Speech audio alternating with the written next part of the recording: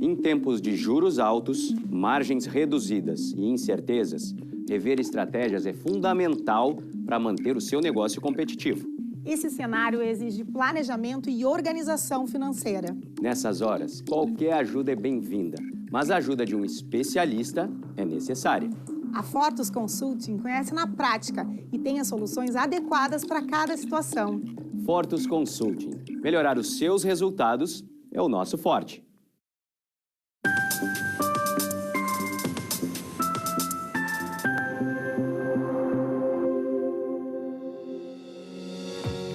Olá, está no ar o programa Papo Certo de hoje, comigo, Amanda de Oliveira e Evanira Guiar.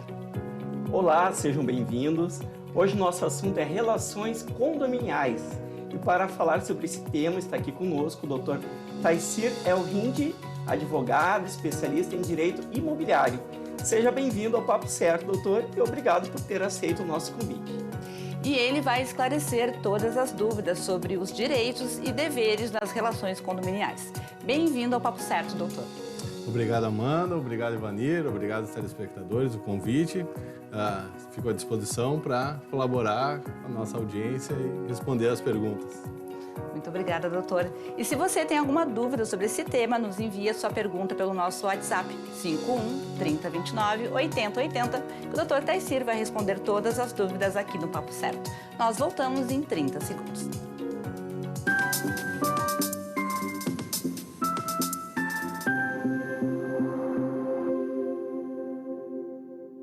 Você já parou para pensar que a sua empresa pode estar pagando impostos a mais? O nosso sistema tributário é bem complexo e é comum as empresas pagarem mais do que o devido. Saiba que é possível recuperar os valores dos últimos 5 anos e reforçar o seu caixa. A Fortus Tax é especialista no assunto e já ajudou muitas empresas nos seus 18 anos de atuação. E o mais importante, você só paga pelo serviço depois que o dinheiro estiver na sua conta. Fortus Tax. Pagar o justo é o nosso forte.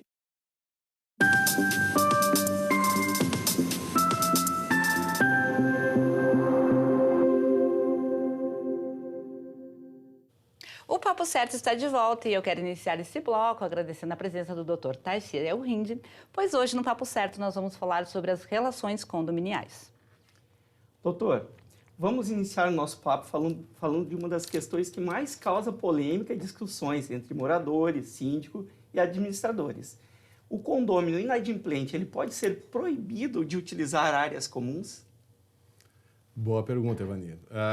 Não, o condômino inadimplente ele não pode ser privado de usar áreas do condomínio que sejam de uso comum de todos, como piscina, playground, pracinhas, porque o condomínio dispõe de outros meios para fazer essa cobrança que não expor esse condômino de uma forma vexatória perante os outros vizinhos, né? Imagina, né, Evanir, chegar num lugar e o porteiro mandar ele se retirar porque está devendo. Então, assim, extrapola e pode gerar mais prejuízo para o condomínio ainda, porque esse morador pode entrar com uma ação indenizatória.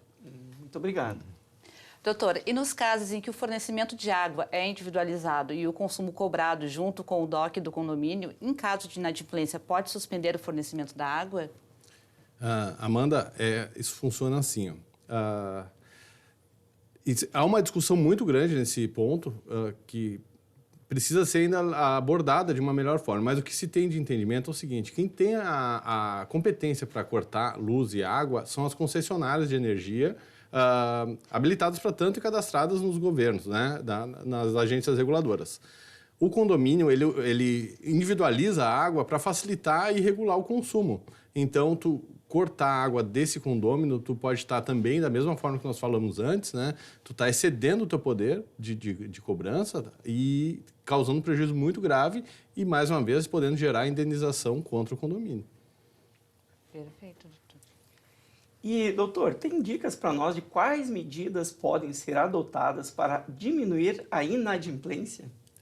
É difícil, né? Mas o que o administrador, o síndico deve fazer, Ivanir? Ele precisa agir de uma forma ostensiva, de uma forma em conversar, buscar, informar. Por exemplo, assim, o boleto vai vencer no dia 10, dia 7 já dispara uma notificação. Não pagou, já dispara uma notificação. ficou inadimplente mais de 30 dias, manda para o protesto, manda para o jurídico, manda para a execução, enfim, age de uma forma forte para que esse condômino ele pense, opa, não vou deixar para depois, eu vou pagar.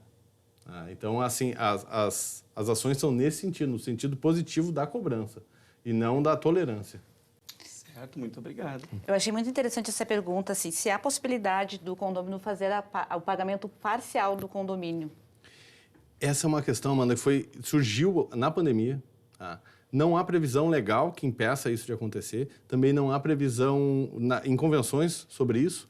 Mas na pandemia, o que aconteceu? As pessoas não tinham condições de pagar o condomínio inteiro. E aí também não queriam ficar totalmente inadimplentes. O que elas fizeram? Elas buscaram o síndico e conversaram. Olha, por exemplo, eu quero pagar pelo menos a água. Então, o síndico, ele, obviamente, que conversando com o seu conselho deliberativo, com a administração, criou essa possibilidade e aí desmembrou o boleto do condomínio, possibilitando que essa pessoa pague somente a água e, diga-se, continue inadimplente com o condomínio, mas pelo menos o condomínio recebeu um valor. Né? Sim. Então, mas é mediante a taxas de juros. Com juros, correções, obviamente, né? O geral da cobrança continua da mesma forma. O que se disponibiliza é a possibilidade de se pagar de uma forma fracionada. Mas isso, então, é sempre feito através do morador e do síndico? Do síndico à administração, exatamente. Mas, e no caso, se a pessoa é locatária, ela também tem o direito de fazer essa negociação com o síndico? Somente o proprietário, somente o proprietário. Porque é o proprietário que vai responder pela dívida do condomínio, porque essa dívida acompanha o imóvel. Então, não teria como o inquilino ir lá e assumir um compromisso de uma obrigação que não é dele. Que é dele por contrato de locação, mas não é dele em relação à propriedade do imóvel. Perfeito, muito obrigada. Eu tenho mais uma pergunta. É possível o pagamento da taxa condominial com cartão de crédito? Sim, Vanir. Agora, essa possibilidade ela já é uma realidade, né? As administradoras, então, se você está com o seu condomínio atrasado, vá até a administradora, diga que você tem um cartão de crédito que pode pagar. E se, porventura, isso não for possível, que eu acho difícil, porque todas as administradoras estão dando essa possibilidade, mas se não for possível, tu tem a opção da tua própria bandeira de cartão. Hoje, ele disponibiliza a possibilidade de fazer o pagamento parcelado. Tu paga uma fatura que tu teria que pagar à vista e a bandeira do cartão te dá a possibilidade de pagar em 10 ou 12 vezes. Com um juro bem baixinho, não é nada absurdo. Então, uma alternativa boa para quem está inadimplente e tem a condição de pagar no crédito. Exatamente. Muito obrigado. Interessante. Mudando de assunto, então, está em grande crescimento a instalação de mini mercados em condomínios. Quais as vantagens e desvantagens desses serviços? Bom, Amanda, pessoalmente, assim, e como um condômino também, porque eu moro em condomínio, eu só enxergo vantagens, né? É praticidade, comodidade, segurança, valorização do imóvel. Hoje os condomínios são criados, empreendimentos são criados para que o morador ele possa estar lá o maior tempo possível. Então, se tu for observar, hoje tem piscina, salão de ginástica, tem quadra de esportes, pracinha, playground, ou seja, e aí tu insere mais um mini mercado lá dentro. Então, assim, tu imagina, sábado e domingo, se tu não tiver com vontade, tu não precisa sair de casa. E aí, essas são todas as vantagens, né, de se ter essa comodidade. Então, eu citaria como desvantagem o valor da mercadoria, que ela não é igual a um mini mercado de rua, né? É uma comodidade, né? Exatamente, mas aí tu tá pagando pela comodidade e não necessariamente por uma oferta, né? Sim. E também não é um preço absurdo, pelo que a gente frequenta. Não assim. Chega a ser o valor de um posto de combustíveis. Exatamente. Fica em torno entre o valor do mercado mesmo, né? De um grande mercado e a rede de conveniência. Com a vantagem de estar dentro daquele ambiente do condomínio, com segurança e toda e a praticidade, né? Tu imagina no domingo, vou fazer um churrasquinho, esqueci de comprar o carvão. Aí tu vai ali, 50 metros da tua casa, de chinelo, tranquilo, já tomou uma cerveja, não te preocupa em dirigir, pega o carvão e vai fazer o teu churrasco. Realmente facilita bastante para você sair, pegar o carro, ir no mercado, buscar, passar no carro. Exatamente. Para mim, é a inovação, é a tendência que veio para ficar. Então, digamos que não há desvantagens, desculpa, Vanir. Então, digamos que não haveria desvantagens. Eu não encontro desvantagem. Hoje, então, vamos citar como uma segunda desvantagem é a ausência de legislação sobre o caso.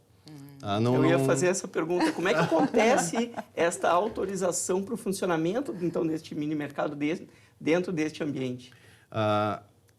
Em tese, o condomínio não pode explorar a atividade econômica, né? Então, o que se busca aí? É como se vai se aprovar em relação aos moradores, né? Então, se faz uma assembleia, e aí nessa assembleia tu tem duas possibilidades. Se o mini mercado for instalado dentro do condomínio em uma área que já havia uma destinação, por exemplo, um salão de festa que não é usado efetivamente. É um salãozinho de festas pequeno que ninguém usa. Aí diz, vamos instalar ali. Tu está mudando a destinação daquele bem. Então, daquela coisa. Então, necessariamente, tu precisa fazer uma aprovação e pegar a maioria absoluta para votação.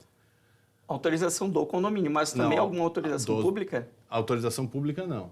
Aí isso é com a empresa, que vai levantar os alvarás de funcionamento sanitários. O condomínio não se envolve na administração do mini mercado. Certo. E aí se tem a aprovação por uma interpretação da lei que é um serviço útil. Sendo um serviço útil, tu consegue aprovar por maioria simples dos presentes na reunião. Excelente, muito obrigado. Doutor, mais uma pergunta. E quais são os custos para a instalação, então, desse mini mercado? Em média, a partir de quanto, enfim? O custo, não sei estimar ao certo assim, o valor do empreendimento em si, mas eu sei que é um custo bem elevado, mas esse não é um custo do condomínio, tá, Amanda? Esse é um custo da empresa. O condomínio não tem custo. O que o condomínio faz é conceder, o condomínio e os condôminos, né? Autorizar que um terceiro venha e instale ali dentro um serviço de venda de produtos no formato de uma conveniência. Então, mas o condomínio não tem custo nenhum com isso. Que além da comodidade também pode trazer uma renda para esse condomínio, né? Tem as duas vantagens. Exatamente. Aí entra a discussão da renda. É atividade econômica, não é atividade econômica, sim, mas o faturamento, a margem de porcentagem que o condomínio recebe é de 2% a 5% normalmente do faturamento bruto. Então, assim, é basicamente para cobrir os custos com a energia elétrica que é o condomínio que fornece. Muito bem, muito obrigado. Eu queria, mudando um pouquinho de assunto, falar sobre animais de estimação, né? Se é válida a cláusula na convenção condominial que limita a quantidade de animais de estimação que podem ser criados, então, nas unidades. Não, Evandir, não é válido. O direito de propriedade, ele não dá para se dizer que é absoluto, porque no direito nada é absoluto, né? Tudo tem um limite dentro de um outro direito, até alcançar um outro direito. Então, assim, tu não pode limitar.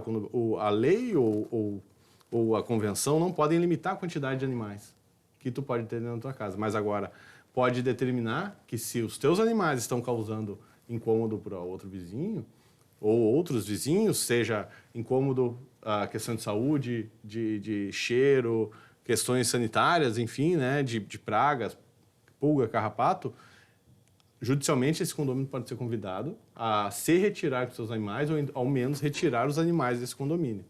Então, há essa possibilidade. Não pode limitar, mas tem essa questão tem regras sanitária. Exatamente. E de barulho, muitas vezes, também, não é? Tem normalmente. Vários animais. Normalmente, é. Tá certo, muito obrigado. Bom, praticamente, doutora, já responde a minha próxima pergunta, que é se o condomínio poderia, então, limitar a área de circulação dos animais. Então, independente do número de animais, não pode. Aí é uma outra questão, Amanda, pelo que eu entendi da pergunta. A circulação dos animais no condomínio, ela não pode nas áreas comuns, mas não dá para se entender em todas as áreas comuns, né? Porque a área da piscina é uma área comum, né? Só que, normalmente, os cachorros, os gatos são impedidos, né? São proibidos de estar nesse local.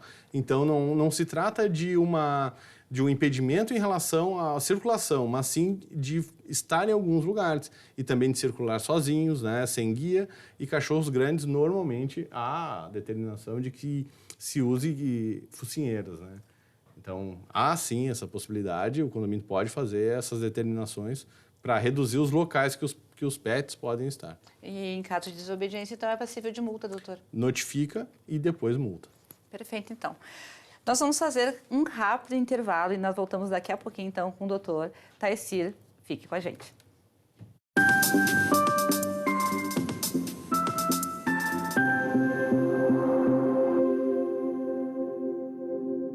Tá difícil encontrar o profissional certo para a sua empresa? Precisa de alguém detalhista para aquela vaga no financeiro? Quem sabe um criativo para o marketing? Ou ainda, alguém focado em resultados? A Fortus RH utiliza técnicas de seleção e processos estruturados, realizando entrevistas, aplicando provas e testes específicos. Tudo isso para buscar a pessoa certa para a vaga certa. Fortus RH. Conectar pessoas é o nosso forte.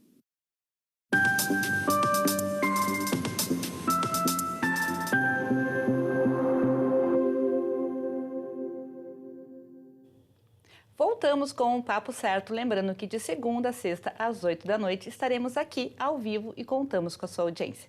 Você pode nos seguir nas redes sociais e enviar a sua pergunta.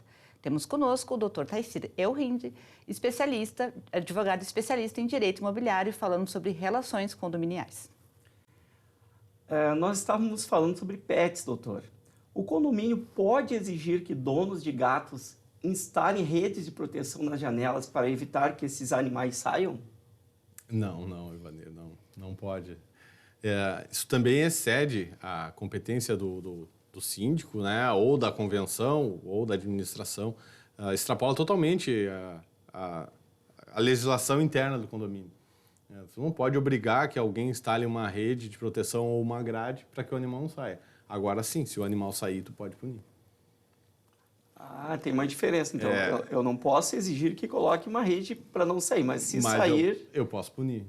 É interessante, né? Uma situação... Exatamente. Então, a rede de proteção, se está na convenção, deveria ter sido colocada como uma sugestão e não como uma obrigação.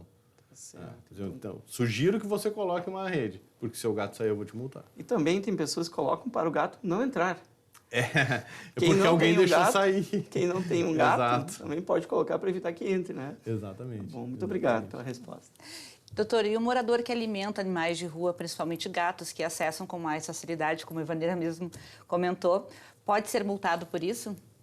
Pode, Amanda, pode. Pode. E aí a gente entra numa área muito, muito fina, assim, das pessoas ficam bravas em relação a isso, né? Principalmente quando eu falo disso, não é que não possa alimentar um animal, mas é que se tu alimentar um animal dentro do condomínio, ele todos os dias ele vai retornar para se alimentar, esse é o instinto dele.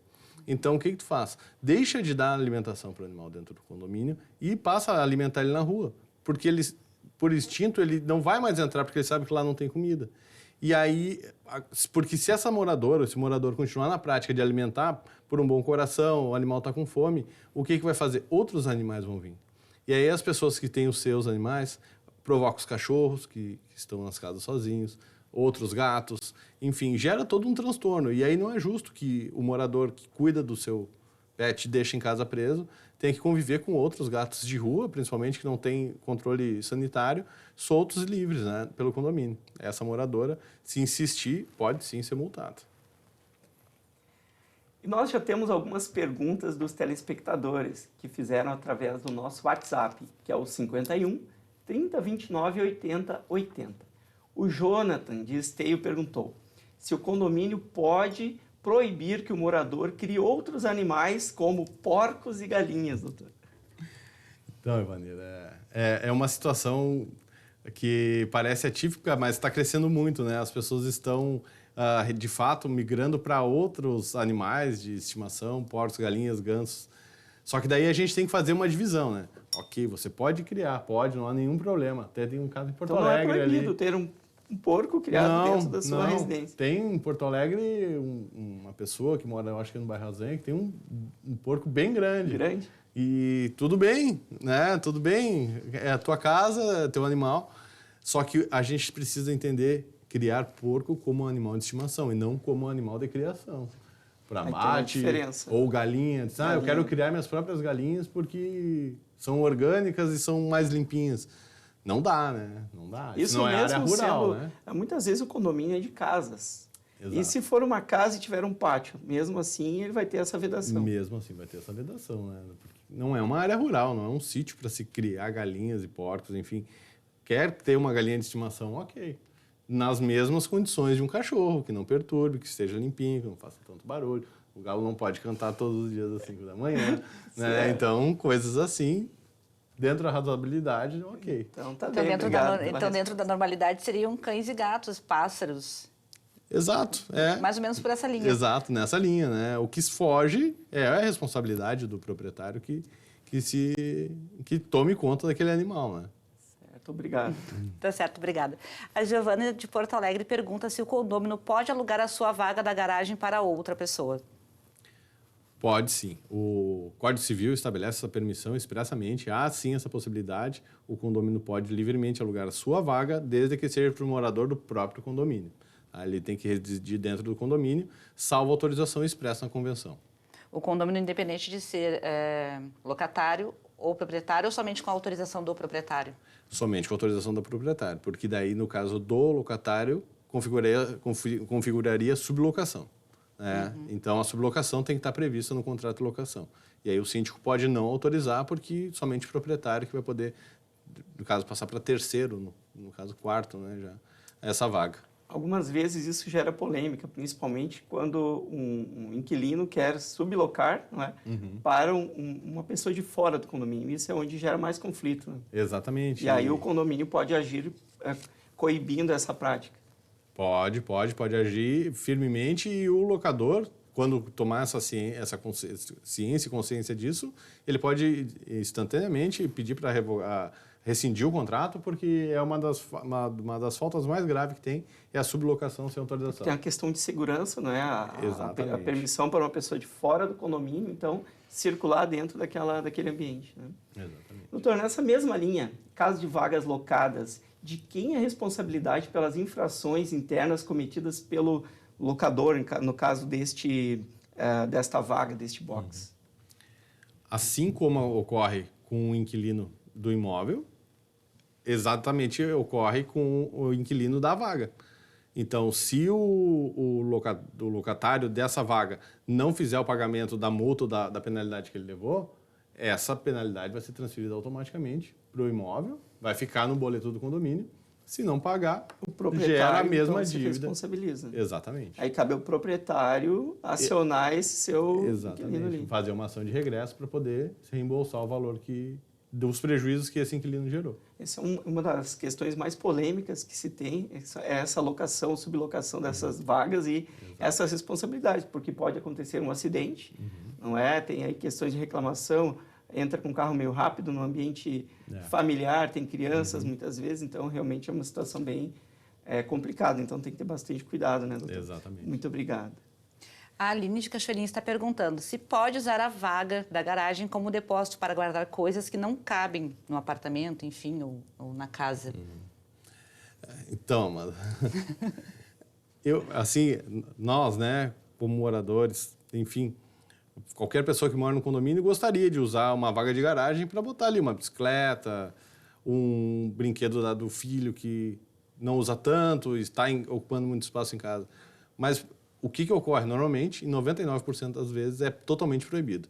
A vaga de garagem, a destinação exclusiva é para garagem. Por quê? Porque as pessoas abusam, né? Transformam a vaga de garagem num depósito de entulho. Aí o que acontece? Poluição, sujeira, chama animais, desvaloriza, deprecia o condomínio pela estética, né? Então, daí, por causa de alguns, se tem uma proibição absoluta que na vaga de garagem só pode botar carro.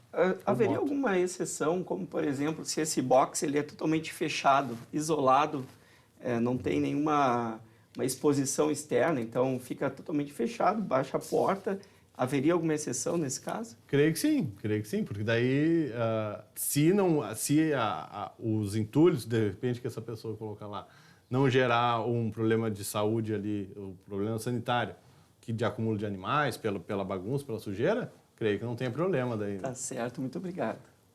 Então, posso usar a vaga de garagem de uma outra unidade que esteja desocupada? Essa pergunta é a que dá confusão em condomínio também, não é, Vanir?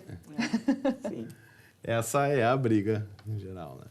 Saí, o condomínio diz, né? Saí, dei uma volta, voltei, meu vizinho está com o carro na minha garagem. E aí fica naquela discussão, porque até que tu acha o vizinho, saber de quem é o carro para pedir para tirar. E a empresa a portaria localiza e tu tem todo um problema, dá discussão, gera multa. Então não pode. Cada um usa a sua e pronto. Não façam isso. Salvo autorização. Muito bem. Uma pergunta, é possível vender uma vaga vinculada ao imóvel? Não. Vagas vinculadas, elas não podem ser negociadas. A vaga vinculada é aquela que está vinculada à matrícula do imóvel. Então, quando tu vender esse imóvel, tu vai conseguir transferir a vaga. Mas enquanto tu for proprietário desse imóvel, e não tem como fazer o desmembramento da vaga. Então, necessariamente, uma coisa já diz o nome, vaga vinculada, né? Não tem como negociar. Pode alugar, mas não tem como negociar. Certo, obrigado. Nós temos aqui a mensagem de um telespectador que não mandou a sua cidade nem o seu nome, mas o final do telefone dele é 8845. E ele escreveu: temos no nosso condomínio, creio que esteja falando sobre os mini mercados. Também tínhamos dúvidas, mas o doutor sanou e está tudo funcionando muito bem. Muito obrigada, telespectador 8845, pela sua mensagem para o nosso WhatsApp. Então, eu quero agradecer ao Dr. Taissir pelos esclarecimentos de hoje e agradecer vocês por terem acompanhado o nosso Papo Certo. Muito obrigado, Amanda. Muito obrigado, Ivanir. Obrigado a todos os telespectadores que assistiram esse programa. Foi uma honra e até a próxima. Muito obrigado, Dr. Taissir, e a todos os nossos telespectadores, não é? E lembrando que o nosso Papo Certo ele é reprisado de segunda a sexta-feira, às 7h30 da manhã, aqui na Ubra TV. Nós voltamos na segunda-feira, às 8 da noite, ao vivo, para mais um Papo Certo, com o Dr. Paulo Dias, falando sobre assédio moral nas relações de trabalho. E se você tem alguma pergunta sobre este tema, pode nos mandar para o nosso WhatsApp 3029 8080 com o seu telefone, seu nome e a sua cidade. Até lá!